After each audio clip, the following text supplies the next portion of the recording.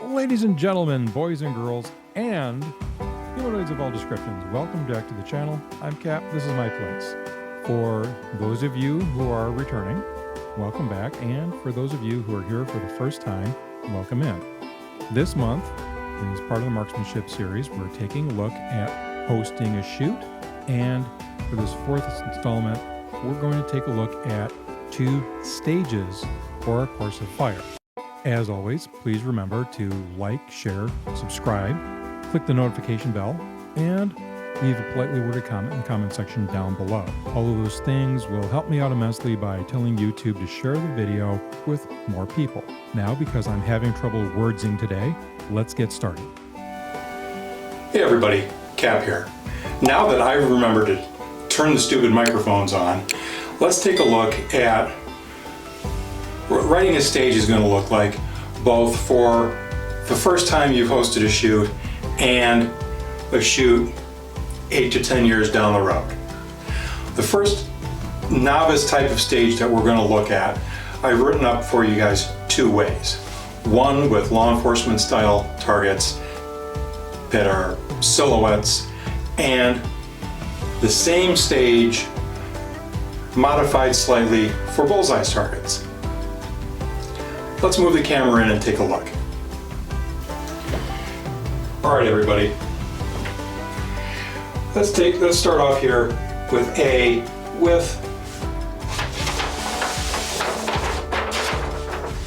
B27 type silhouette.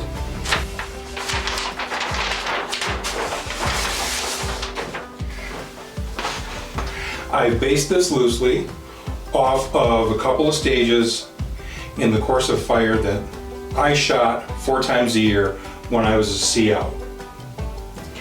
I've used 3 B27 targets, each on its own stand, and the range commands go: standing in the shooter's box, here outlined in red, at 1.5 yards, draw and fire 2 shots close quarters on the B27. Then, at 4.5 and 5.5 yards, fire a body armor drill on the other 2 B27 targets, show clear and holster. For those of you who are new to this series and to my marksmanship videos, a body armor drill is 2 shots to the body and 1 to the head. Many people call that a Mozambique drill. We need to use professional language when we talk about marksmanship. It's a body armor drill. The second way I've written this, because many sporting goods stores don't want to handle those law enforcement type targets, is to stand in front of you guys for a second. We're going to use a small silhouette at the top, a small bullseye target at the top and a larger one at the bottom. The small one is an official 50-foot timed and rapid fire pistol target, and the large one is a 25-yard timed and rapid fire pistol target.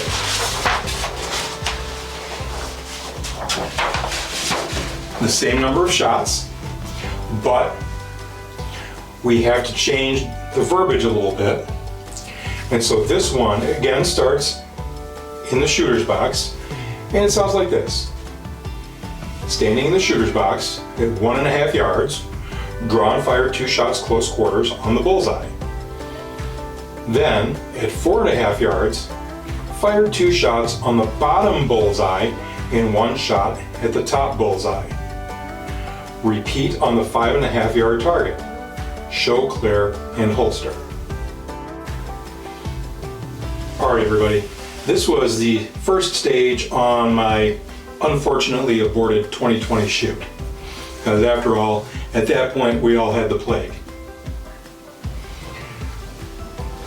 By 2020, I had replaced all paper targets in my events with steel. So, we're going to start here in the shooter's box like we did before. The range command narrative reads, standing in the shooter's box with your empty gun staged in the ammo can under the far tire, here in green, drag the first tire to the second. Load and engage the dueling tree with 1 shot on each paddle and 2 shots on the center gong of each silhouette. Pull the first tire back to its original location, enter the shooter's box, and engage the plate rack, which is 6 shots. Holster. It then says, move to stage 2. Pull tire 3 to stage 2 by pulling the rope hand over hand. And this is a total of 14 shots.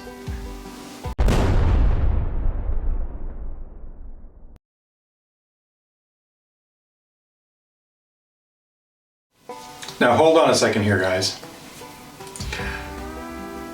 If you go back a video or two, I'm going to tell you that in your range instructions, you have to tell people how you want them to do things and how you don't want them to do things. And that you're going to have to be very specific in your language. Got this tire here that we're going to drag from the shooter's box to the big tire and back. And then we've got this other tire that we're going to pull hand over hand. Well, how are we going to do that? Well, Cap, you said you're going to use the rope. Okay, so first of all, the rope. Come up close here so you can get a look at this. You see this? This cordage is available from hardware stores and various big box home improvement stores all over North America and probably Europe too. It superficially resembles Kermenteal climbing rope. It's not. The exterior sheath on this is very loose, and not only is that loose, the interior portion that's supposed to be load bearing, it's got a lot of stretch to it. Way too much stretch to be safe, to be load bearing. This stuff isn't even good for securing a mattress to the top of your car. It's barely adequate for teaching people how to tie knots. So if you're going to move a tire, don't buy this stuff. What is it good for? That's what it's good for. Okay? What you need is this. This is rope. This rope happens to be sisal rope. You can also use hemp if it's available where you are, or manila. Look, you don't want to have people picking up a tire. Tires are, when they're new, tires are dirty. When they're old and they've been laying around outside, they're dirty. Tires are always dirty. That's all there is to it. So the next thing is, what's a safe way to move the tire? Well, like I said, you use the rope. Why do you use the rope? Not simply because the tire is dirty, but because laterally when you side load the back or a single shoulder, that's not exactly the most healthy thing, especially for older folks and folks who have already got injuries. Remember, your goal here is to have a shoot that's fun and challenging. Remember, we're disguising training as having fun. You're hiding a pill in a piece of cheese and giving it to the dog. So you have to be specific about how you're going to use this rope to move the tire. And yeah, I'm serious. Bigger tires, like a truck tire, they're heavy. So what do you do? Well, tell them and demonstrate. You take the rope in your hand, put it over your shoulder, and pull it forward. That way, they're able to see where their feet are going. That might not be that important to you until you have somebody fall and sprain an ankle.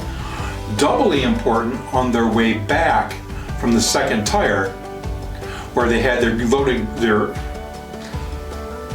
their unloaded gun stage in the ammo can underneath that big tire. Why? Well, they're going to load it. They're going to have a hot gun in their holster. You want somebody to fall down with that? Secondly, I'm going to encourage you to go on either Pulling Our Tacticals YouTube channel or Forgotten Weapons and watch the various brutality matches that they take part in. Woodland brutality, high desert brutality, Finnish brutality, and of course Lynx brutality in Slovenia. What are you going to see? You're going to see people throwing kettlebells in the Kasarda drill. And you're going to notice that they all do it the same way. Why? They had to have a sports medicine guy come in and come up with a safe way to throw the kettlebell 42 to 60 some pounds, because people were trying to do it one-handed and they were having back and shoulder injuries. Your biggest goal in hosting a shoot is to not have injuries. We've managed to get through 10 years here on my place and no one's been hurt. I've had someone take a spill with a loaded gun while negotiating an obstacle. No unintended discharge, no injuries, except maybe he was a little embarrassed. Please don't put that on the internet. We're not going to. Okay? Back to the rest of the video.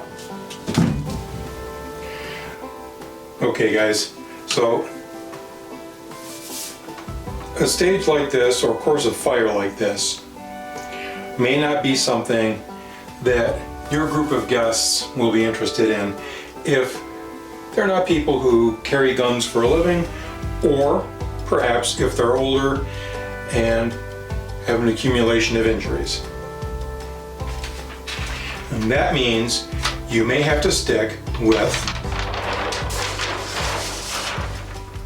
this type of course of fire, utilizing paper targets well, you could do this with steel because this is too close for safety. These two guys, if you move them back a yard or a yard and a half each, these two targets could be steel, but this more static type of course of fire may be what you have to go with. I have had to change the way I utilize props. There are obstacles that I won't use again, and I do have a prop that eventually I will show you that I've had to change the way I use it, simply because my guys are now older. I don't think anybody's in their 30s anymore, and I'm pushing 60. But if, excuse me, if your guests are young, they're fit, and especially if they're professionals,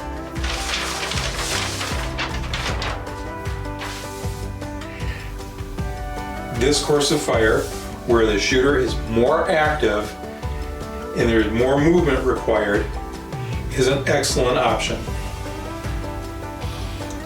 Okay guys, in short, remember, write your courses of fire for the level of experience that your guests have and for the kind of shoot that they're interested in having. Don't forget that your shoot can evolve over time, and don't feel pressured to have something like this right away. You could spend $300 on an entire package of paper targets and use that for years while you build up a base of people who are interested in coming to your place to shoot, while you build up experience running a shoot and writing courses of fire. And once you've established that you have people who are going to attend and that you're all having fun together, you can then also begin accumulating steel. Finally, before you start your video, remember, turn your stupid microphones on. New videos every Wednesday, or maybe a Monday or Friday as weird stuff pops into my obviously still empty head. Thanks for watching. We'll see you next time. Bye-bye.